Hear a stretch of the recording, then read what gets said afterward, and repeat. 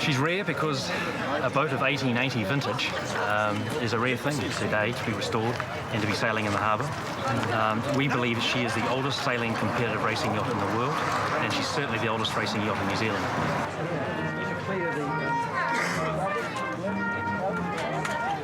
To me, Jessie Logan was too important a yacht not to be preserved and restored.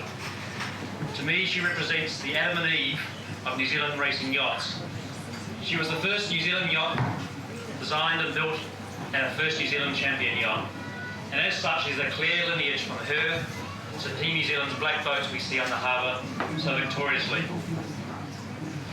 Harold has conveyed her impressive racing record from her launch in 1880 through to her retirement in about 1905. Of equal importance to me, she represents the boat that established and made the Logan name in New Zealand. From her success, Robert Logan Sr., latterly his sons as Logan brothers, and his grandson Jack Logan, who we remember to many people around here today, obtained the opportunity to build other important yachts and lift the Logan name and reputation to great heights in New Zealand, Australia, and also in South Africa.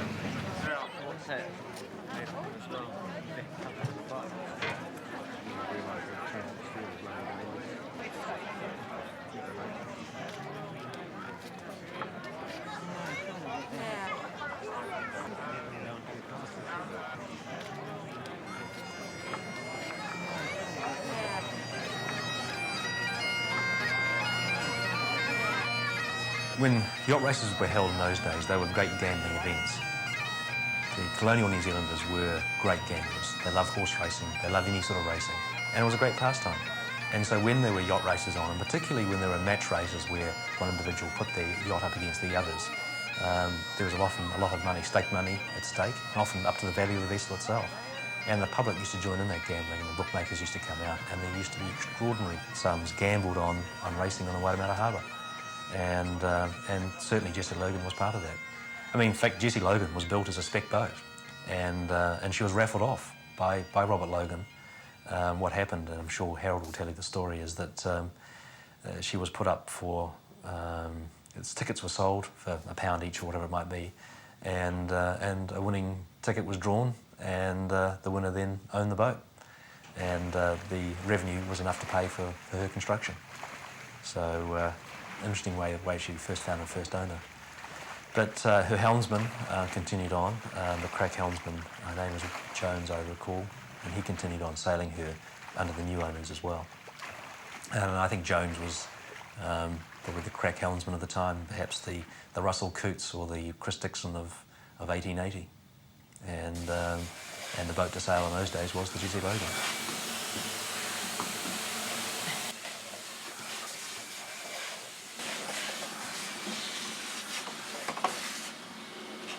I don't think there's anybody alive that ever sailed this boat.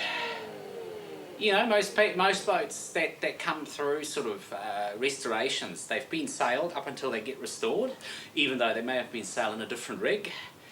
This boat's been converted to a launch and fishing boat, and yeah, I don't know what sort of thing. It looked ugly in the 30s, big huge cabin on it, motor in it, and so I don't think anybody today that's alive actually knows how she sails. We try to figure out what this guy did on the photo that we have. You know, there's only one person on the boat sailing it, and you know, all of them say, oh, this must have been set up. You know, the others are hiding in the cabin, you know, for the photo, just to look really sort of cool. You know, this guy on the tiller, all sail up, topsail, jib, everything flying. and not even looking worried. So, I don't know. I don't think any of them will do it. You know, I think it should be a lot of fun, this boat. It should be a real rocket. Because it'll leave everybody else for dead, I reckon. You know, because it's such, with all the sail up, and it's a light boat for its size, you know, it'll be amazing. It'll be just amazing. Yeah. And hopefully I can be on board. I want to see the faces. You don't actually read about capsizing and stuff all that often, even though I'm sure they have. But, you know, I've never heard about this boat being sunk. So, I don't know what they must have done something right when they built it.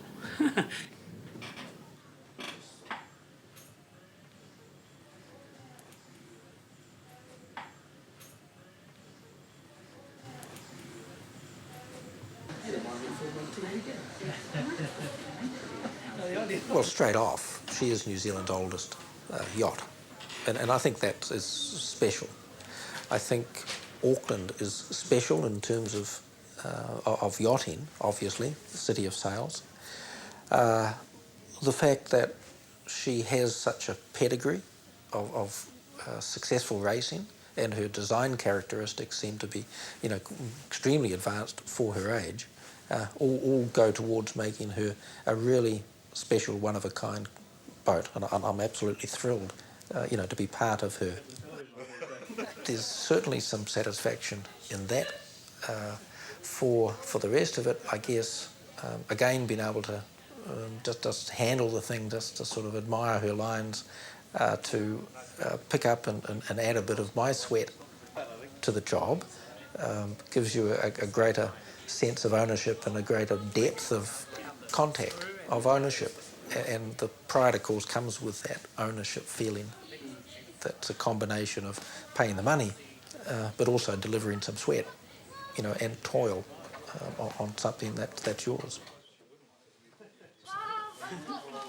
Very nice. That kind of responsibility for taking over and restoring, you know, such an old boat, kind of drives you to this desire, you know, to do it well.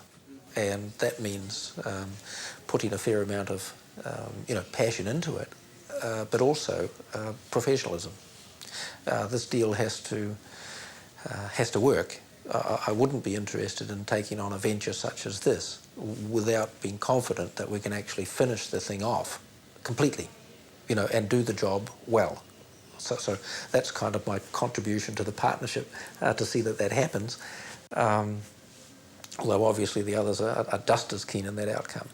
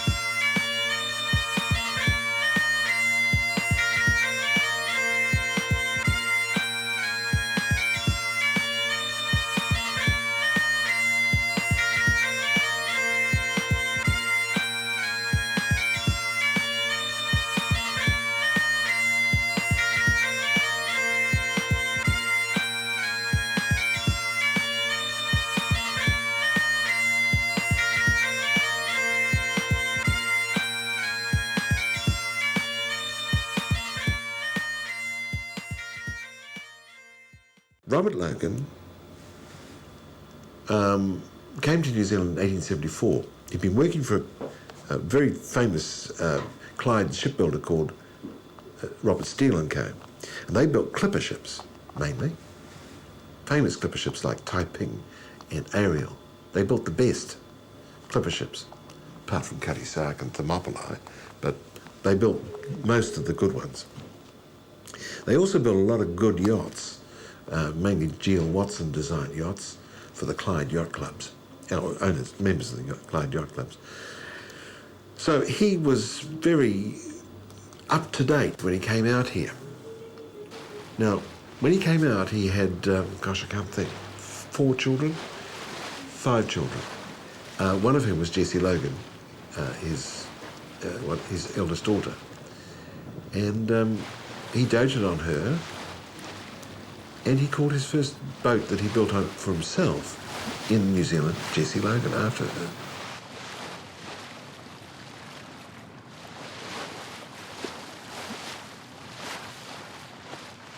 New Zealanders are very good at things like rugby and things like sailing because they are sports of the people. I mean, rugby was a gentleman's sport in England, and in New Zealand and Australia, it became the sport of the working man or every man.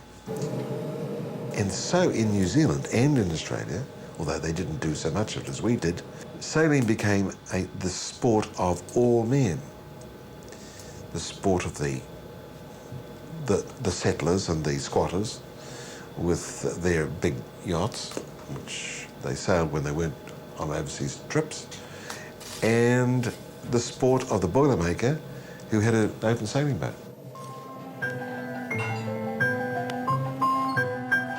They didn't all mix together, but they did on regatta days.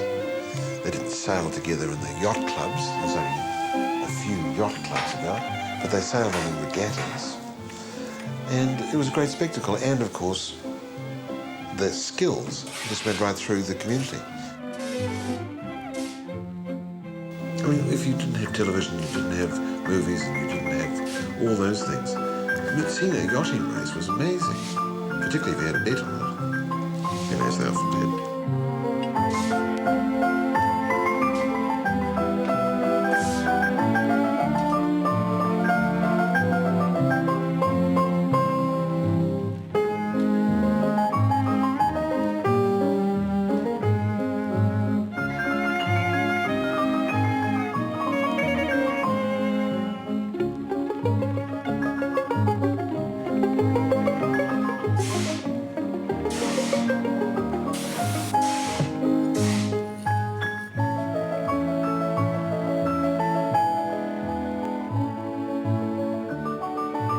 When I was a small boy living in Devonport, I mowed lawns for an elderly spinster couple, the Mrs. Inglis, who lived across the road. Their brothers had been well-known boat builders, and their father had been a shipwright.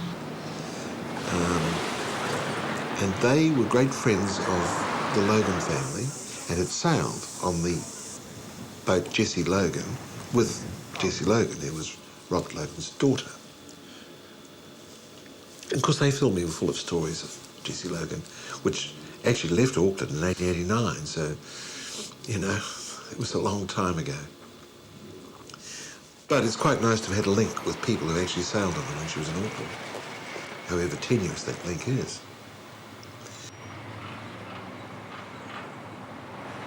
I used to go down to Nelson with my family and at Christmas time and fly, because I was very interested in flying. And I used to go down there and hire an aeroplane most days from the Nelson Aero Club and fly all around that wonderful area. And I saw Jessie Logan at anchor, as I said, inside Hall Shore Island. And then I heard that she'd come ashore in a storm and been battered around. One of my vintage car friends from the area put me onto the then owners, and it was in their backyard as a playhouse for their kids. It's in pretty good order. I mean, they really did look after her. And we came to a deal whereby they would retain the rights to use it, sail it whenever they came to Auckland, in exchange for my taking it away and restoring it. In terms of restoration, our philosophy has been that the boat itself, much of the hull is original, but we obviously have to recreate everything other than the hull, the deck house, the sails, the rig and everything. And what we've worked on the principle is that we have two photographs of Jessie Logan when she was in her sailing glory, and they have been our guiding plans, if you like. And what we've done is we've prepared drawings based on those photographs, and our intention is to restore the vessel as closely as we possibly can to look as she was when she was champion New Zealand yacht. There's some details that's impossible to know, and all we have to work on is contemporary authorities such as Dixon Kemp and other historical manuscripts to try and work out how they did things in those days. We're very fortunate to have the assistance of Frank Warnock as sailmaker, probably one of the last sailmakers in New Zealand who can truly put together a gaff rig and gaff sails that function well. He seems to have a lot of material still left over from the old days, which he will incorporate into the Jessie Logan, and we're very excited to have his assistance and looking forward to the first day sail. The sail area on Jessie Logan is unbelievably huge, and I dare say we won't be sailing with all her sails up other than something less than 5 knots until we get used to her. The $64,000 question will be, do we have enough ballast on board the boat to hold up the rig? And that'll be the acid test, and a very nervous time for us all when she's first launched, I'm sure. I expect the boat will be a very wet boat to sail. We're putting lots of reefing points in. She was certainly designed for her sail area to be a light wind sailor. I suspect that we won't be going out in any heavy weather. I suspect that even we'll start taking down sails and start reefing anything over about 15 knots. But she'll be a very exciting boat and a very fast boat to sail downwind particularly. I'm not sure that she'll be up to competing with modern boats going upwind. She won't sail particularly well upwind given her gaff rig and her age and her hull profile. But I think she'll be the finest looking boat on the harbour without any doubt. Now, got to fit this up.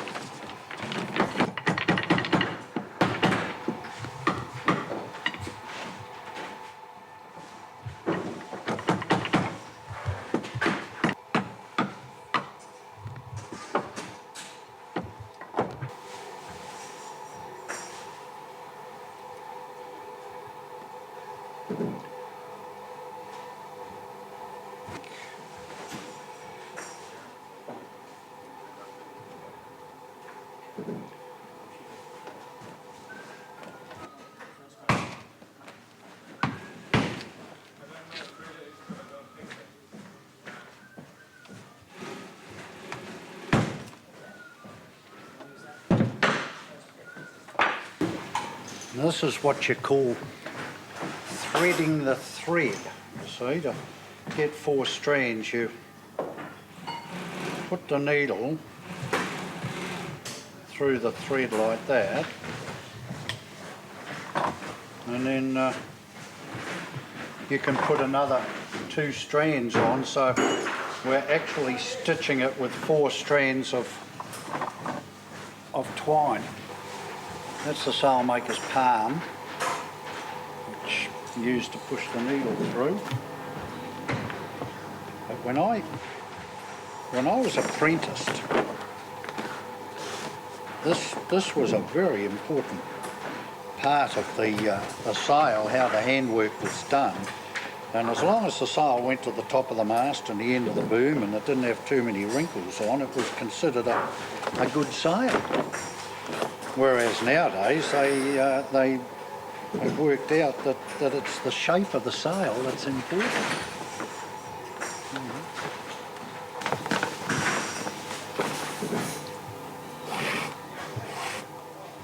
As far as I know, I'm the only guy around now that can do this sort of work.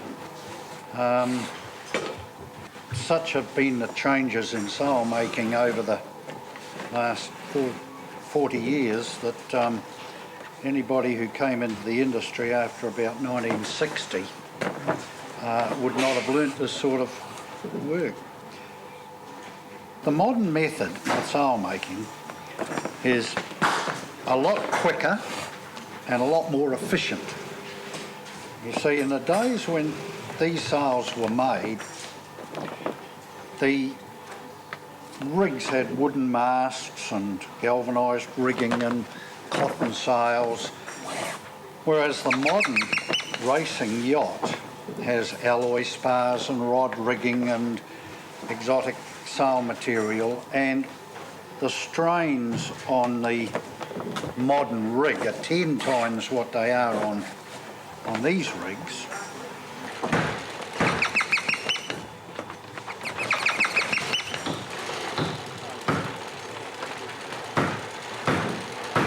Once the modern Tyrolean sailcloths came in, the whole idea of making sails, the whole way they were done, changed quite rapidly, and they have improved over the years. And this material that we're using in this sail, it just doesn't stretch at all. So these sails will be a hell of a lot more efficient than the original sails that were probably made out of cotton duck, because they won't go out of shape. They won't stretch out of shape in a breeze. They'll hold their shape.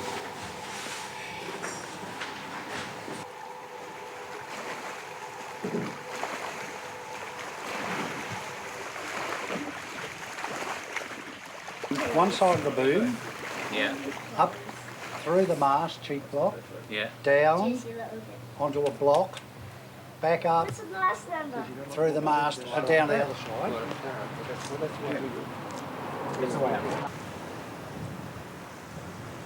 There's a huge worldwide interest in classic yachting. It's grown up, particularly over the last, I would say, 15 years or so.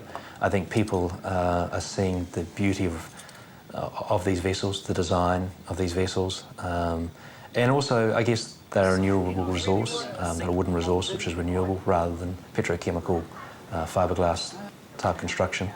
They're a boat that appeals. I mean, to me, classic yachting is a bit like motherhood. You know, it's hard to argue against it. They are an essential beauty, I think, on the water. I mean, everyone's eyes will be turned by a well-prepared, well-cared-for classic yacht, and they will simply gloss over a more modern vessel. That's my somewhat biased view, perhaps, but my belief that holds true of all sorts of design, whether it's good artwork, whether it's good industrial design, whether it's for good functional design. Good design will stand out. And it's clear when you pan a camera around a bay of vessels, eyes will naturally rest restfully on a beautiful classic yacht's lines.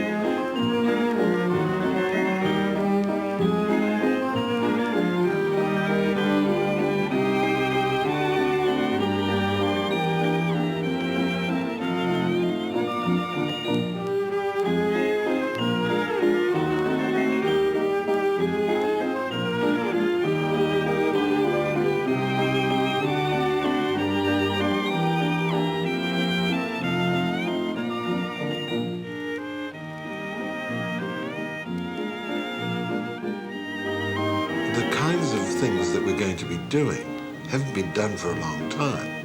For example, rigging the gaff topsail with a jackyard on the foot of the topsail and on the luff. It requires all sorts of gear to get it up there and get it down and sheet it properly. And it's going to have a huge amount of weight and area. So we don't quite know how that's going to work. There's the top mast, which I'm concerned about, because that's got to come down to be able to be housed or reefed, whichever you call it. And there's just the weight of all the gear. So we can't hope to get it right at the start.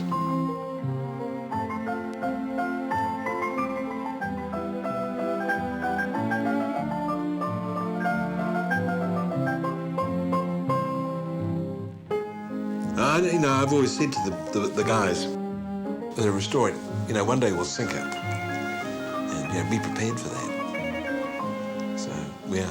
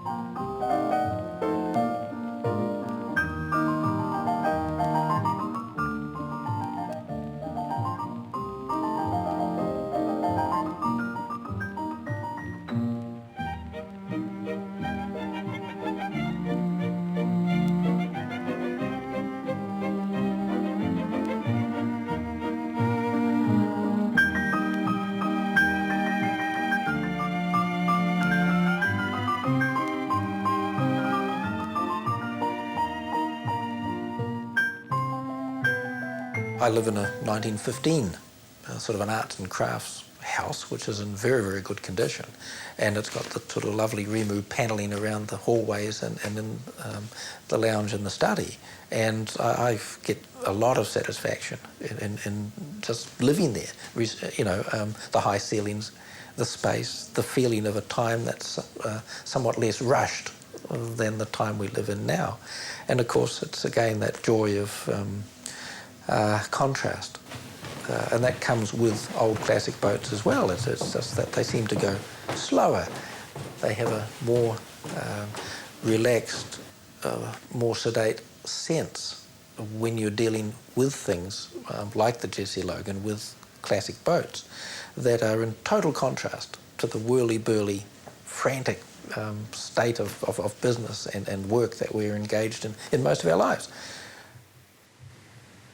And I think that's part of the fascination and the joy as well, that you can have this foil to modern day living and get some spirituality, some depth, some contemplative kind of joy from the experience you have with classic boats. It's not just old wooden boats. It actually goes back to a period in New Zealand's history that is never to be repeated. We had the cultural clash, if you like, between Maori and European. We had the early settlers coming from England and other parts to New Zealand. And while Maori did that too, they didn't do it in such a condensed period of time. That was 100, 200 to 200 years ago. The artefacts that come out of that period are finite. There are no more being made. And because of that dramatic period of New Zealand's history, then I think, again, back to the stewardship, you have a responsibility to preserve, protect, and tell stories of those times. And the Jessie Logan is a key artefact. I've got other artefacts. I've got some early New Zealand watercolours that were painted at the same time that Jessie was launched, and particularly one from J.C. Hoyt. He painted that from Takapuna Beach, looking out across the Waitemata towards Rangitoto. There's a Maori canoe in the thing. There's a few sort of early flags from an old Navy installation down at the bottom of Takapuna there. And again, you can just see Jessie Logan out there. And that picture is something that's quite captivating and special. Yeah. It's something that you don't get in any other way than through touching, feeling, preserving, owning artefacts from that period. I was delighted one day when my father gave me a model yacht. I was so thrilled to receive this gift that I set about repairing it and restoring it.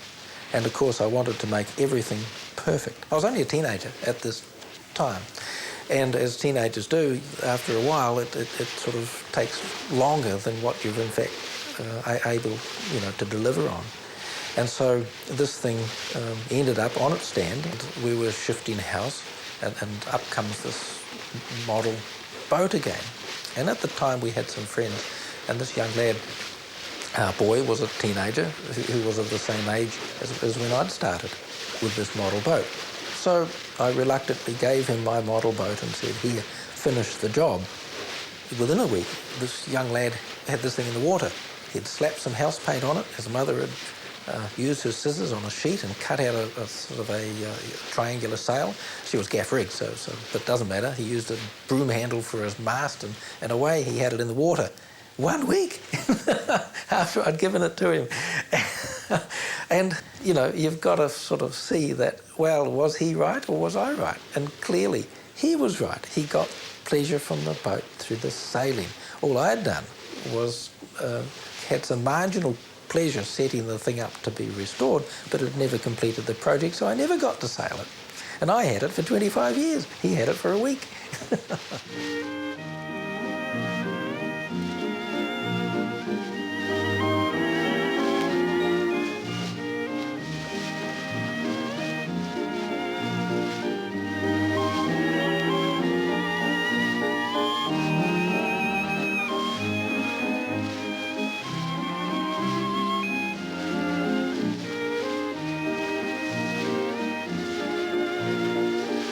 One of the other privileges of owning or being involved with a boat like Jessie Logan is that it takes you back to that time when things were real. Logan is a man of his times. He built boats which were original and which survive to this day. And unlike today's world, which is plastic and full of things which are replicated and copied, the Jessie was an original design. And it's that real, authentic element that makes her incredibly special. Lots of things from around that time are also real, the artefacts, but they were designed and built before manufacturing was set up in New Zealand. They were often the work of artisans and craftspeople, and they were real. They weren't like fiberglass boats just shoved into a mould and stamped out so that everybody has the same thing. And they weren't copies. They were original designs, and they reflected the characteristics of the individual, designer and builder. Yeah, that makes them very special.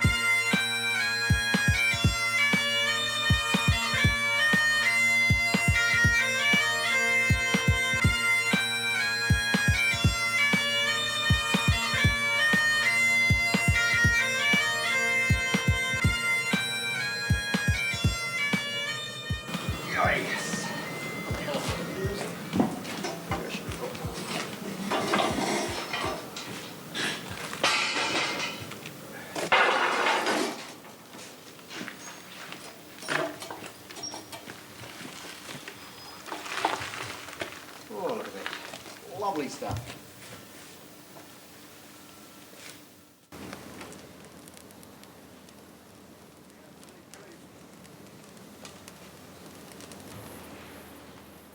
I guess the most difficult part is we can find some of the small details that we can't find from the photographs. That's been the hardest part, is to actually come down and work out some of those fine points of the design and figure out how they did things in those days. Because after all, there are no people alive today who saw her sailing. She very quickly, by the turn of the century, was converted into a launch, and she ceased to sail at that point. So when she goes in the water with a rig and a first set of sails on after the restoration project, then she will be sailing for the first time in nearly 100 years, which is in some ways a little bit sad, I feel, that New Zealand's champion yacht had the indignity of being a motor launch until she was rescued by Harold and now restored with loving owners.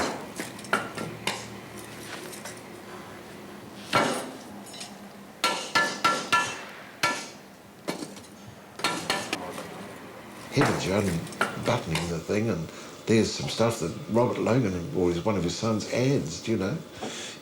Keel timbers there, there's the adze mark still there. And they've been there for 120 years. It's an amazing sight.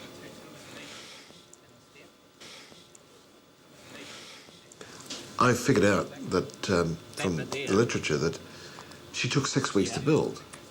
So I didn't think it would take more than 6 weeks to rebuild. But, you know, it's not quite like that. It takes much longer to rebuild a boat than to build it.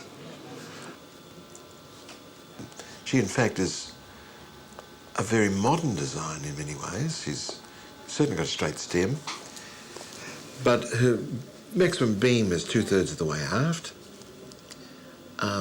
She's, of course, a centreboarder, very shallow, very light, and there are records in the newspapers of her coming back, for example, from Waiheke at a speed which was greater than theoretically was possible with her given waterline, which meant she was probably plane some of the way back.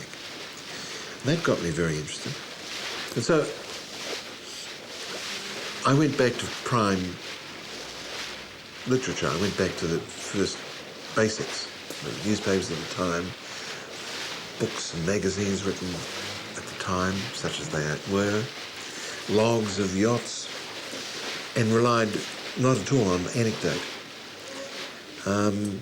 And assembled an enormous, what is now an enormous database on all yachts of New Zealand and those that went overseas from New Zealand from about the mid-60s of the century before last to now. I suppose my background was inevitably leading me towards it because I've, one, done a degree in ancient history. Two, I've always been interested in vintage cars and was heavily involved in vintage cars. Then vintage aeroplanes and motorcycles. So vintage boats, I suppose, was a natural outgrowth. I guess there are two aspects of what sailing a classic. They're quite different on the water. They just feel as if they're a part of the water. I find that sailing modern boats, they almost tend to fight the water. You're constantly battling the elements to get this boat to go higher or faster. And I find with a classic yacht, they just seem to fit the water, fit the groove very, very well. They don't bounce around the harbour or don't bounce around the wave tops. They just seem to nicely cut through the water, and you'll see that from the photographs and the films that you'll see of classic yachts. And it's clearly evident they're almost made to fit the water. It's like a hand fitting a glove in many ways. The other aspect is it's just the pride of ownership. That this is a boat that clearly turns eyes. It's just your eyes naturally turn towards the classic yacht, their beautiful lines, and they just are clearly so beautiful that it's very hard not to be attracted by them. And I go into a harbour these days, and I guess I'm a little bit bigoted and one-eyed on these things. I tend to cast my eye around looking for counter-sterns. If I can't find a counter-stern, there's nothing worth looking at. So, but I'm sure others will have a different view on that. In many ways, I see myself simply as a trustee for future generations. These boats have lasted, well, in the case of Jessie Logan, 120 years. In the case of my own vessel, Little Jim, 65 years. She's a comparative youngster. But I see myself really as a trustee for future generations. and the Classic Yacht Association with examples of vessels that have been in a family for 2 and 3 generations. I certainly would like to see that continue with my involvement with Jessie Logan and particularly Little Jim as well. The thing about good design is it stands out, it's obvious, and I believe that many of the classic yachts which represent the finest design in New Zealand, and for that matter the world, will ensure their preservation, will ensure they'll be available for future generations. And to my mind, that's the most important aspect, is preserving the fine craftsmanship that represented by these early New Zealand craftsmen. It's certainly in Sydney Harbour, there were, at the turn of the century, there were more New Zealand designed boats by Logan and Bailey than there were boats designed by Fife and others. And New Zealand boats were the winners, to the point that wealthy Australians used to come to New Zealand at the turn of the century for the designs for their vessels, and for those vessels to be constructed in New Zealand.